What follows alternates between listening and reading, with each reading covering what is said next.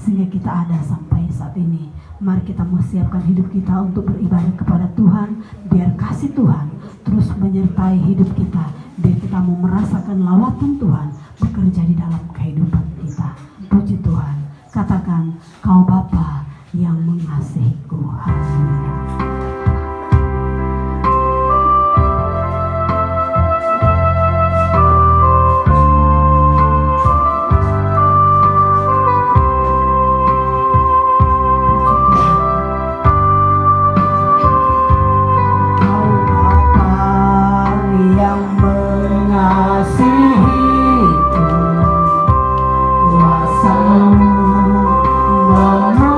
Memulihkanku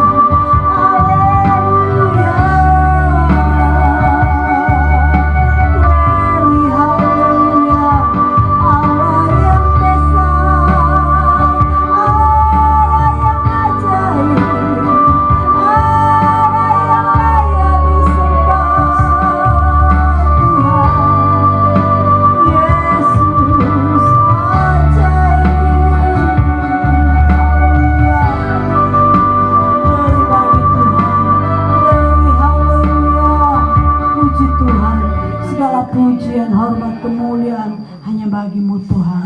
Saat ini kami umat-umat-Mu, kami datang menghadap Engkau. Kami rindu beribadah kepada Engkau. Sebab itu sucikan kami Tuhan, layakkan kami di hadapan-Mu, agar setiap pujian yang kami naikkan kepadamu boleh menyenangkan akan hati Tuhan. Kami serahkan ibadah ini ke dalam tangan Tuhan. Biar Tuhan yang pimpin, Tuhan yang ambil alih. Biar semuanya berjalan sesuai dengan kehendak Tuhan. Terima kasih Tuhan. Terima kasih buat anugerah-Mu. Kami serahkan ibadah kami ke dalam tangan Tuhan. Biar semuanya boleh jadi sesuai dengan kehendak Tuhan. Terima kasih Tuhan. Kami akan mulaikan ibadah kami. Kami alaskan doa ini di dalam nama Tuhan Yesus Kristus. Haleluya. Amin. Puji Tuhan, silakan duduk. Kita terus memuji Tuhan, menyembah Tuhan, meninggikan Tuhan. Sebab Tuhan luar biasa di dalam kehidupan kita. Dialah pengharapan di dalam kehidupan kita. Tuhan, Kaulah pengharapan. Haleluya. Inilah kami di hadapan-Mu Tuhan. Kami rindu meninggikan Engkau, memuliakan Engkau, karena Engkaulah pengharapan di dalam hidup kami. Haleluya. Tuhan, Kaulah pengharapanku. Ku percaya hanya kepada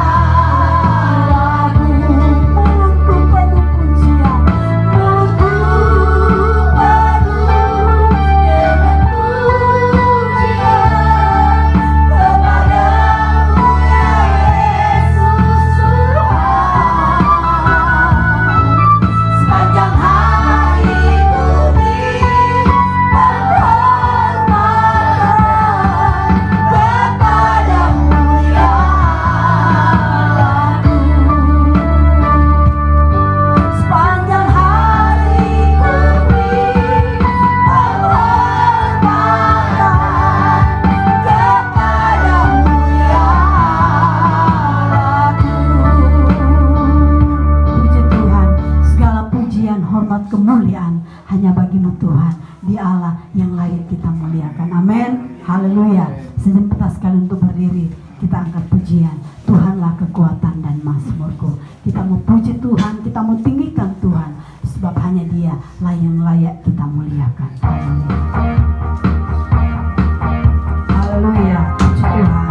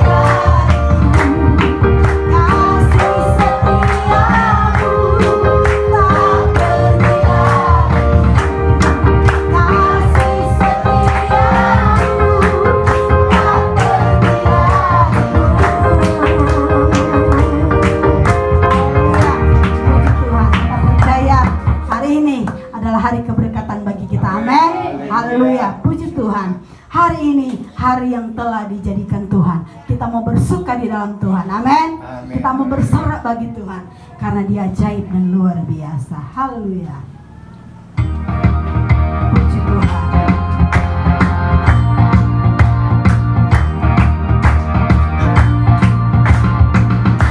Hari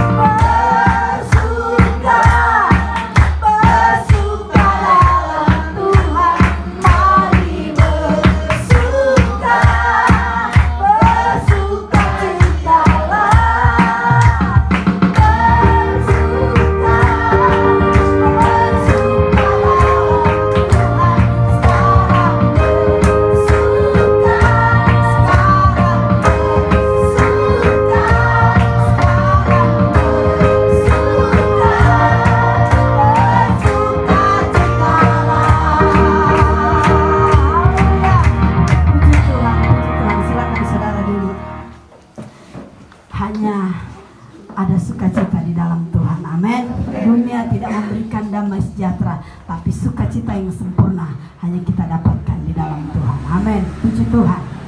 Kita terus memuji Tuhan, menyembah Tuhan, meninggikan Tuhan sambil saudara duduk. Kita renungkan semua kebaikan Tuhan, anugerah Tuhan yang Tuhan nyatakan di dalam kehidupan kita. Kita angkat pujian, Bapakku datang menyembahmu di sini. Puji Tuhan. Haleluya. Kita percaya Dia ada bagi kita semua. Dia tidak pernah meninggalkan kita. Dia yang selalu setia menolong dan memberkati hidup kita.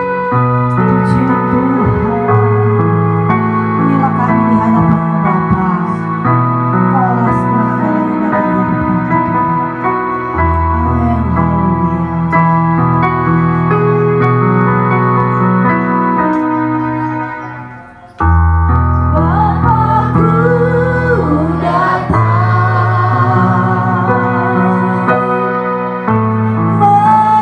Menyembahmu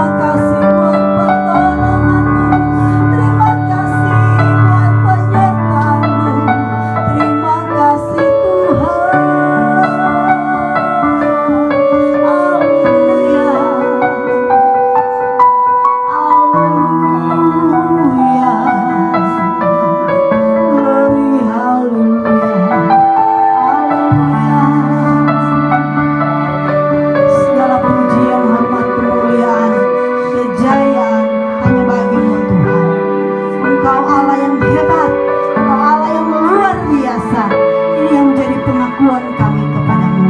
Kami bersyukur Tuhan, kami bersyukur kalau kami ada sampai saat ini. Ini semua karena kehebatan Tuhan yang luar biasa yang Tuhan nyatakan di dalam kehidupan kami. Terima kasih Tuhan, terima kasih buat segala-galanya. Saat ini kami akan mendengarkan kebenaran firman-Mu. Urapi kami semua Tuhan, agar setiap firman yang akan diberitakan kepada kami, firman-Mu itu akan masuk dalam hati dan pikiran kami, dan kami boleh melakukannya dalam kehidupan kami setiap hari.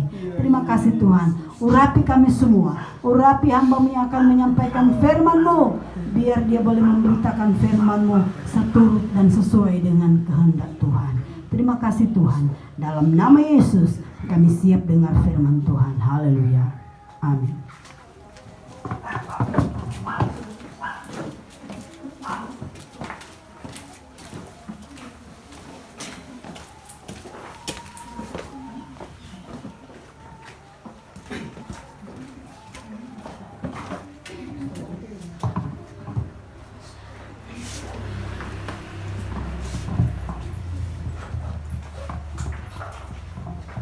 Shalom. Puji Tuhan. Ada haleluya. Haleluya. Puji nama Tuhan, saudara. Kita sudah memuliakan Tuhan. Sama kita akan dengarkan firman Tuhan. Mari kita akan membuka 1 Korintus pasal 7 ayatnya yang kedua.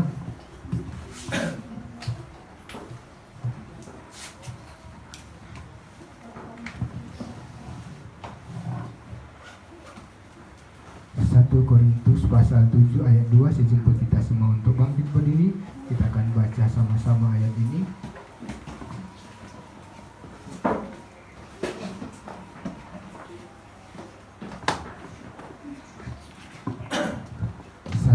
Korintus pasalnya yang ke-7 ayat 32. Kita baca 2, 3.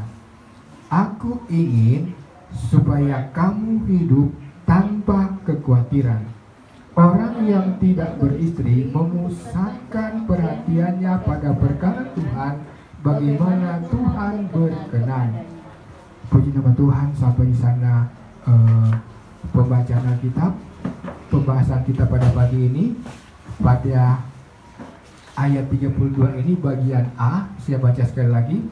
Aku ingin supaya kamu hidup tanpa kekhawatiran.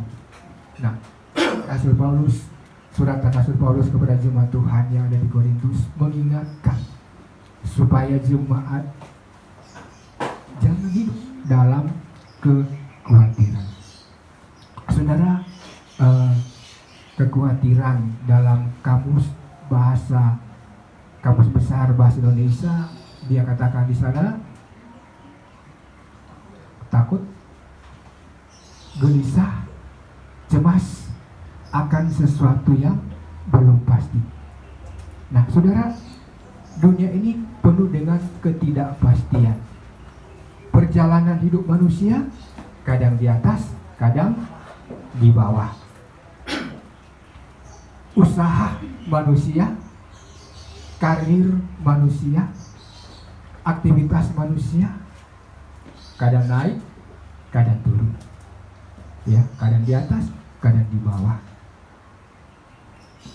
Itulah fakta yang terjadi dalam kehidupan dunia. Apalagi dengan situasi COVID wabah yang belum ada penyelesaiannya, saudara. Ya, banyak orang diperhadapkan dengan ketakutan. Banyak orang hidup dalam kegelisahan, kekhawatiran, saudaraku sekalian, karena perubahan yang secara tiba-tiba, mulai dari yang tadinya orang bebas menghirup udara yang segar, tiba-tiba hidung ditutup pakai masker, nggak bisa bebas menghirup udara yang segar, saudara. Itu perubahan yang tiba-tiba terjadi.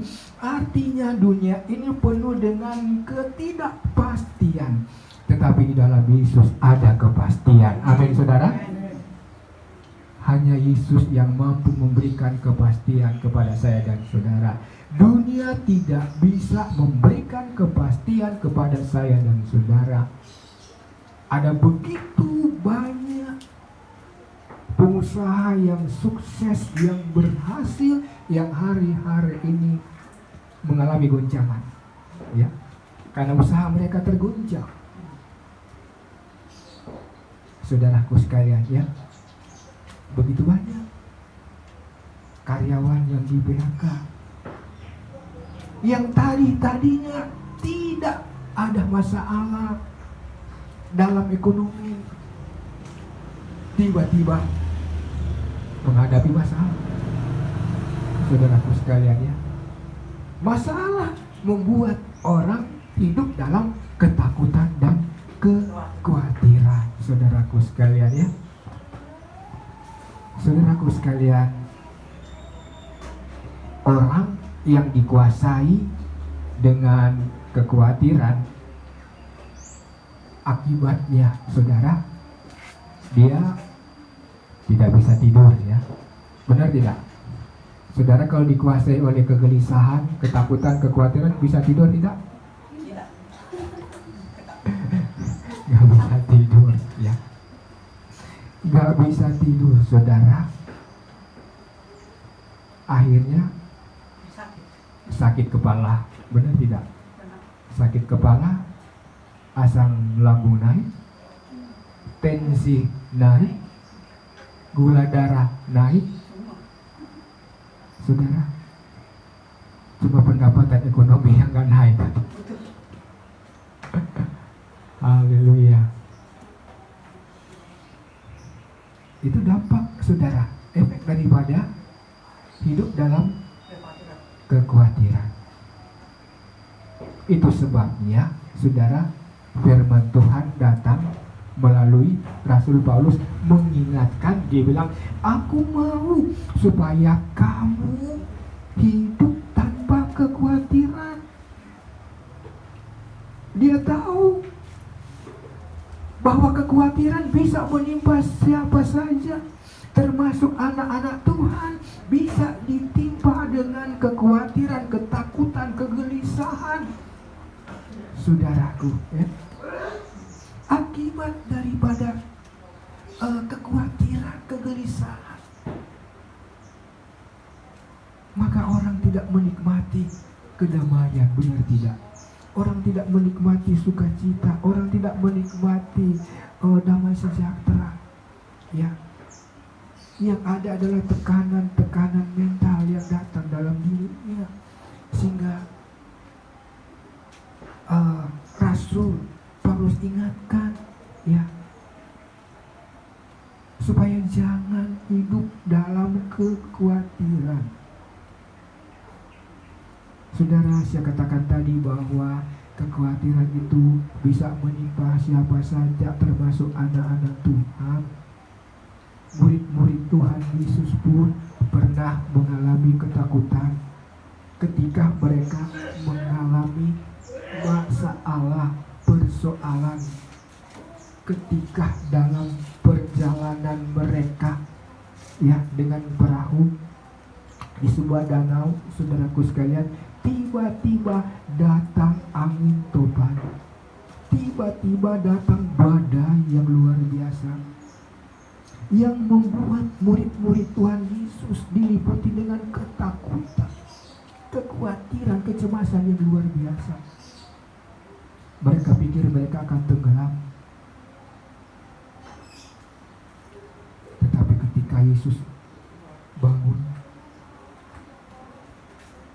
dia menghardik angin badai itu. Dia katakan, tenang. Badai itu berhenti, gelombang itu berhenti. Sampai-sampai murid-murid Tuhan Yesus kaget. Siapakah gerangan orang sehingga angin badai taat kepadanya? Saudaraku sekalian, murid-murid Tuhan Yesus diliputi dengan ketakutan karena mereka kurang percaya, ya, kepada Tuhan, ya. Ini yang membuat mereka ketakutan, ya. Nah, saudaraku sekalian, ketakutan ketakutan, kekhawatiran manusia sudah diawali dari manusia pertama ketika mereka jatuh dalam dosa. Saat mereka melanggar perintah Tuhan, Tuhan bilang jangan makan buah pengetahuan baik dan yang jahat itu, dilarang oleh Tuhan. Tapi mereka melanggar, mereka makan, dan saat itu terjadilah perubahan secara tiba-tiba dalam diri mereka. Mereka mendapatkan melihat mereka telanjang, saudaraku sekalian. Dan saat itu mereka dihadapkan dengan ketakutan yang luar biasa. Mereka harus bersembunyi di balik pohon, takut bertemu dengan Tuhan. Yang tadinya tidak pernah diliputi dengan ketakutan, dengan kekhawatiran, kecemasan. Tapi ketika mereka melanggar perintah Tuhan, kekhawatiran menguasai mereka. Nah, saudara, dosa, kejahatan membuat orang ketakutan, ya. Orang yang melakukan kejahatan pasti ada ketakutan, kekhawatiran, ya. Benar tidak? Ya. Orang yang melakukan kriminal pasti ada ketakutan. Ya. Bukan cuma takut ditangkap polisi, tapi karena dosa membuat orang takut. Karena sudah berbuat salah membuat dia takut. Dia diliputi dengan kekhawatiran. Saudaraku sekalian, itulah peristiwa yang terjadi pada manusia yang pertama. Tetapi Yesus telah datang ke dalam dunia untuk memulihkan segalanya, saudara, ya. Memulihkan keadaan hidup manusia, supaya manusia tidak hidup terus dalam kekhawatiran, tidak hidup terus dalam ketakutan. Yesus datang, ya, membawa damai sejahtera. Yesus datang supaya domba-dombanya memiliki hidup dan memilikinya dalam segala kelimpahan. Saudaraku sekalian, Yesus pernah dalam khotbahnya di atas bukit juga, saudara, mengingatkan murid-muridnya, jangan kamu khawatir tentang apapun juga, ya. Jangan kamu khawatir tentang hal makan dan minum, ya. Pandanglah burung-burung yang ada di udara, yang tidak menanam tetapi bisa makan, bisa hidup, dipelihara oleh Tuhan, ya. Apalagi manusia ciptaan yang termulia, tidak mungkin akan ditinggalkan oleh Tuhan. Saudaraku sekalian, begitu banyak manusia yang mengkhawatirkan, yang mencemaskan akan kebutuhan hidup, akan apa yang akan mereka makan besok, lusa, dan seterusnya, akan apa yang akan mereka pakai. Saudaranya, manusia pada umumnya mengalami kekhawatiran. Begitu banyak manusia yang takut hidup dalam kemiskinan, saudara, ya, sehingga kehidupan manusia siang dan malam tidak hentinya bekerja, beraktivitas. Saudaraku sekalian, karena kekhawatiran ini, ya, kekhawatiran akan kebutuhan hidup, saudaraku sekalian. Tetapi Yesus mengingatkan, jangan kamu khawatir, ya, jangan kamu khawatir. Saudara, persoalan memang banyak mendapat mendatangkan ketakutan dan kekhawatiran dalam kehidupan manusia, ya, apalagi persoalan ekonomi, ya. Rata-rata manusia mengalami persoalan ekonomi,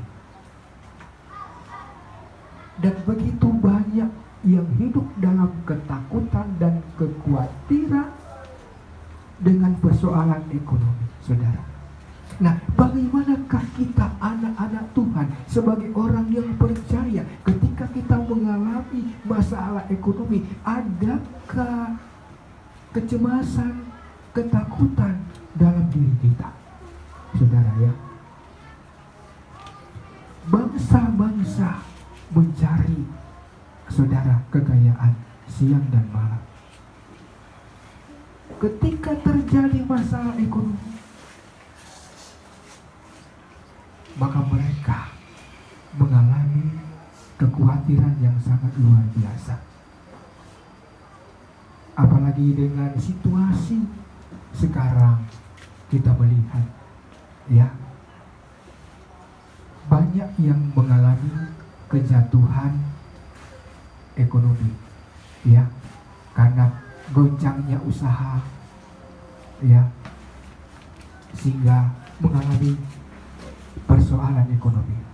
Persoalan ekonomi akhirnya merembet ke persoalan keluarga, sehingga kita lihat banyak terjadi perceraian, ya, banyak terjadi perceraian karena masalah ekonomi. Dari masalah ekonomi ke masalah rumah tangga, dan terus merembet, saudaraku sekalian, kemana-mana ini, saudaraku. Tetapi saudaraku, bagi kita anak-anak Tuhan, sebuah tantangan bagi saya dan saudara, ya. Bagaimana kita menyikapi persoalan yang datang dalam hidup kita? Saudara, di dalam Alkitab Perjanjian Lama kita lihat ketika Abraham diperhadapkan dengan satu persoalan, ya, dia diperhadapkan masalah dengan Lot, ponakannya, ya, di mana gembala-gembala Abraham dan gembala-gembala Lot terjadi perselisihan, terjadi pertengkaran karena masalah lahan peternakan, saudaraku, di mana domba-domba mereka mencari makan, ya, sudah banyak rumput yang sudah gersang karena sudah dimakan oleh domba-domba yang lain, saudara, sehingga mulai terjadi perselisihan di antara gembala-gembala Abraham dan gembala-gembala Lot, sehingga Abraham mengambil satu inisiatif dan dia katakan kepada Lot, supaya tidak terjadi perselisihan, pertengkaran antara aku dan kau, pisahkanlah dirimu, pilihlah, jika engkau ke kanan, aku ke kiri, jika engkau ke kiri, aku ke kanan. Nah, Lot tidak menyia-nyiakan peluang itu. Dia melihat daerah yang subur, ya, tentu dia tidak melihat daerah yang gersang, tapi dia melihat daerah yang subur, ya. Dia melihat ke lembah Yordan, waduh, tanahnya subur, rumputnya begitu subur, ya, sangat menjanjikan, prospeknya luar biasa. Dia pilih itu. Tetapi Abraham tetap tinggal di situ. Tuhan bilang, jalani negeri itu, aku akan memberikan tempat itu kepadamu. Secara manusia, secara pandangan manusia, tempat itu sudah kurang prospeknya, sudah kurang,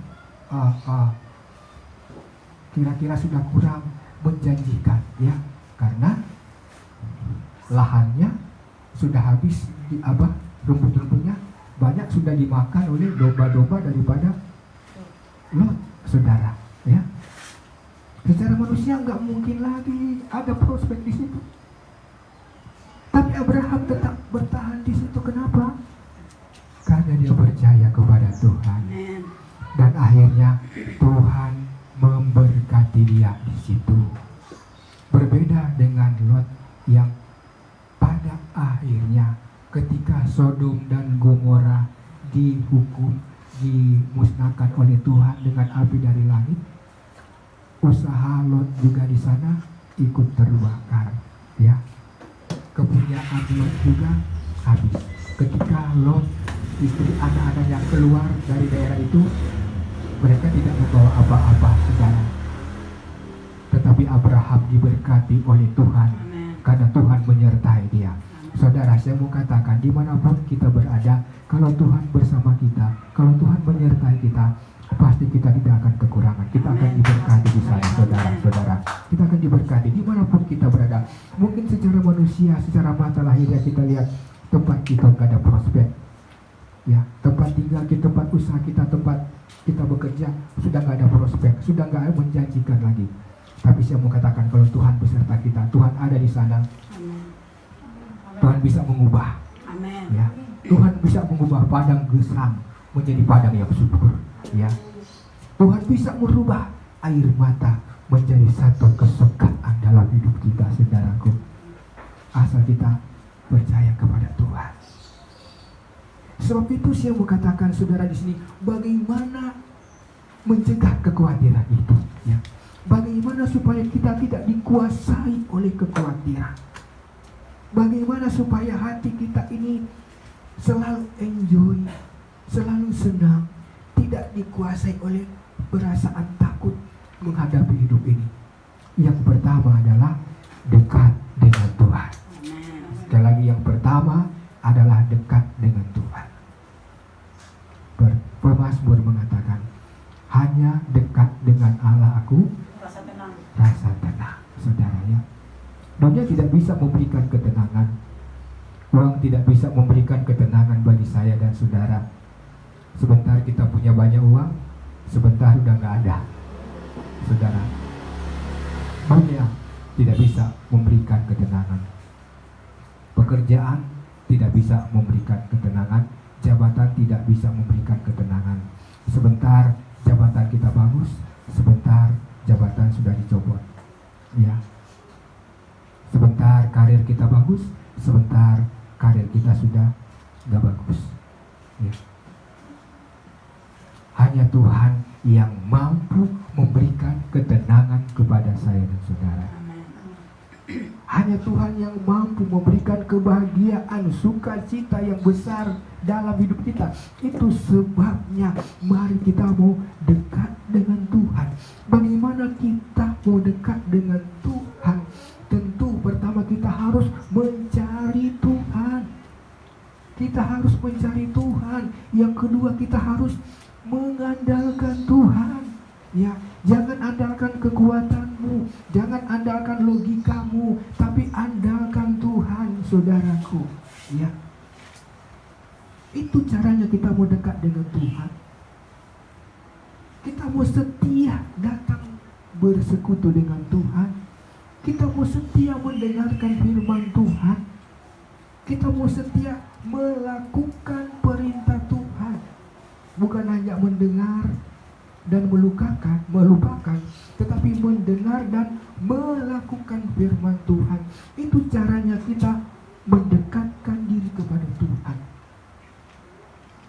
Saudaraku, ya, mari kita mau mendekatkan diri kepada Tuhan apapun pergumulan kita. Maka di sana kita akan menikmati rasa tenang, rasa damai, ada sukacita, saudaraku sekalian. Dan yang kedua, bagaimana mencegah kekhawatiran itu menguasai hidup kita? Kita harus punya pengharapan. Amen. Kalau tadi yang pertama dekat dengan Tuhan, yang kedua harus punya pengharapan. Orang yang kehilangan pengharapan otomatis akan dikuasai dengan kekhawatiran, kegelisahan, kecemasan, saudara, ya. Sebab itu jangan kita kehilangan pengharapan, saudara, ya. Sekali lagi, jangan kehilangan pengharapan. Tetap berharap kepada Tuhan apapun masalah hidupmu jangan kehilangan pengharapan, saudara ya. Tetap berharap kepada Tuhan. Dan yang ketiga, bagaimana supaya kekhawatiran tidak menguasai hidup kita?